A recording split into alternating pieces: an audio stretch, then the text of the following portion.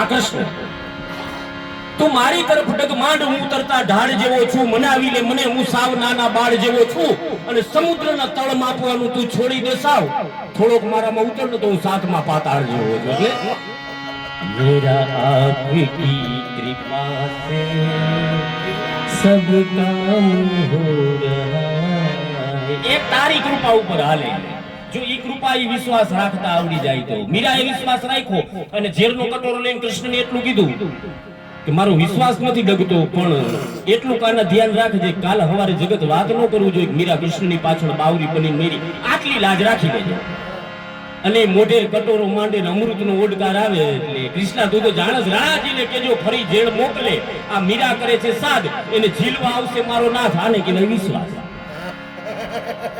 એટલે કૃષ્ણ પરમાત્મા કરેલી વાત છે છતાંય આ બેઠા છે એમને નવી લાગે. એટલે કૃષ્ણ પરમાત્મા જમવા બેઠો. માં હવે ઈ જમવા બેહે, હમણાં તમે જેમ પીરશું તમારો ભાવ આવો હોય તો આપણે તો કૃષ્ણનું નામ લે એના પ્રત્યે ભાવ આવો હોય તો એ કૃષ્ણ જમવા બેહે તેનો ભાવ કેવો હોય. અને ન્યા તો એ તમને કહું ગોપીઓ એટલી બાજુમાં રૂક્ષ્મણી પવન નાખતી હોય અને હિમા કૃષ્ણ જમતા જમતા આમ કોરિયું લીધું, કોરિયું લઈને કોરિયાનો ઘા કરીને ભાગ્યા. એટલે બધાય જોવા માંડ્યા કે કૃષ્ણ પરમાત્મા કોઈ દિવસ અન્નનો અનાદર કરીને આ ભાગ્યા હું કામી ભાગ્યા ઉંમરે જઈને પાછા આઈ લાવ્યા. એટલે રૂક્ષ્મણીએ પૂછ્યું કે પ્રભુ તમારી આ લીલા સમજાણી નહીં, તમે તો કોઈ દિવસ અન્નનો અનાદર ન કરો, તમે એનું અપમાન ન કરો, પણ તમે આજે આ બટકું નાખીને ભાગ્યા એનું કારણ શું? એટલે કૃષ્ણ કહે જ્યારે હું આ 32 જાતના ભોજન પડ્યા હતા એમાંથી બટકું ઉપાડી મોઢામાં મૂકવા ગયો એ અમે જોયું પૃથ્વી લોક ઉપર જગત મારા ભગતને પાણા મારતો. મારાથી ન જોવાય, મારાથી આ બટકું ગળે ન ઉતરે. તો કે પ્રભુ એ લીલા તમારી સમજાઈ ગઈ કે તમે આથી બટકું ગળે ન ઉતરે તો તમે ઉંબરેથી પાછા હું કામ હાલ્યા આવ્યા? એટલે કૃષ્ણએ કીધું કે અત્યાર સુધી એવું હતું કે આ જગત રહ્યું મારા ભગતને પાણા મારતું હતું, મેં હળી કાઢી, પણ ઉંબરે પહોંચ્યો ત્યાં ભગતે સામે પાણા લીધા. તો મેં કીધું હવે તું લડી લે.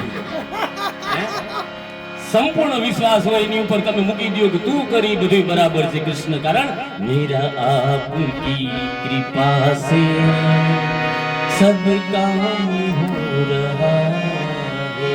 જીવન ને મૃત્યુની વચ્ચેની અંદર આપણે એક દીવાની વાટ કરી, આટલા શબ્દને કહીને વિરામ આપી દઉં કે આમાં જ્યાં મન પડે જ્યાં મોજ આવે. ઘણા એવું કે કૃષ્ણ એટલે શું, જે આખી ભગવદ્ ગીતામાં નથી હમાણો, કૃષ્ણ લીલામાં નથી હમાણો, 16,000 ગોપીઓના હાથમાં નથી, એવી શબ્દોમાં આવે. પણ જય વસાવડાની એક સુંદર વાત મને ગમે કે એક શબ્દમાં તમારે જો નક્કી કરવું હોય કૃષ્ણ એટલે હું, તો તમે એનું વર્ણન કેમ કરી શકો? એરી જયભાઈની વાત મને બહુ ગમી કે કૃષ્ણ એટલે શું, તો કે કૃષ્ણ એટલે ઉત્સવ. અચાનકની અમથી તમને મોજ આવવા માંડે ને સમજી લેવાનું બાપ ક્યાંક આજુબાજુમાં ઉભો છે સાહેબ. આ મોજ જ્યારે છૂટવા માંડે, ઈ આનંદ જ્યારે છૂટવા માંડે ત્યારે કૃષ્ણ પરમાત્માને યાદ કરતા હોય. જીવન કાળની અંદર ગમે ત્યારે ગમે એ ઘટનાઓ બને, ક્યારે જીવવું ક્યારે મરી જવું, સત્સંગ કરી લેવું. બાપુ રોજ આજે કદાચ જો આ કરતા હોય ને એનું કારણ અને આ બધા રહ્યા ને આ સ્વર્ગના સીએમ છે. આપણે બધા કદાચ મારે તમારે વ્હાઇટ હાઉસમાં જવું હોય તો આપણને જવા ન દઈએ, પણ આપણા ભેગા નરેન્દ્ર મોદી હોય તો એમ કે ને કે ભાઈ મારા ભેગો જ આવવા દેજો. આપણે કદાચ પાપ કર્યા હોય તો આપણી નરકમાં જગ્યા હોય, પણ સ્વર્ગમાં આવા જાતા હોય ને આપણે બાવણું પકડી દઈએ તો આપણને ભેગા ભેગા સત્સંગમાં કરી જઈએ. ઈ સત્સંગ ઈ આપણું જીવન ઓલવાય ઈ પેલા લગન આપણે કૃષ્ણ દીવો કરી દીવો. આ સત્સંગ મોક્ષે હું કામ પહોંચાડે? દીવો કરી દીવો.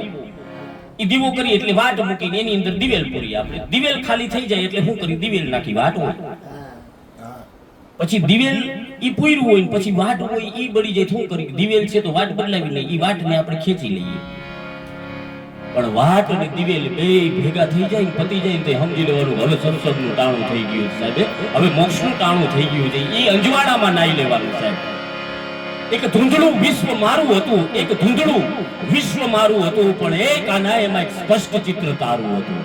આ સ્પષ્ટ ચિત્ર આપણને તૈયાર કરાવે ને એ આપણો સત્સંગ ને એ સત્સંગની અંદર અચાનકની અમથી મોજ આવે છે ત્યારે કૃષ્ણ કનૈયાલાલ કી જય. એનું પ્રેમી ગીત ગાવ તો ખરા. મને આટલું જ આવડે. એને ઓલું પ્રેમી ગીત તમે હમણાં ઉપાડ્યું તો ને ઈ જ ગાવા બાપુ, મજા આવી ગઈ. આજ ગાયું એટલે તે 4 વાર ગાયું મેં. એમ ગાવું નહીં પાછું મારું વિષય નહીં, પણ આ તો આને નહીં આવ્યા હોય કોઈ દી સ્ટેજ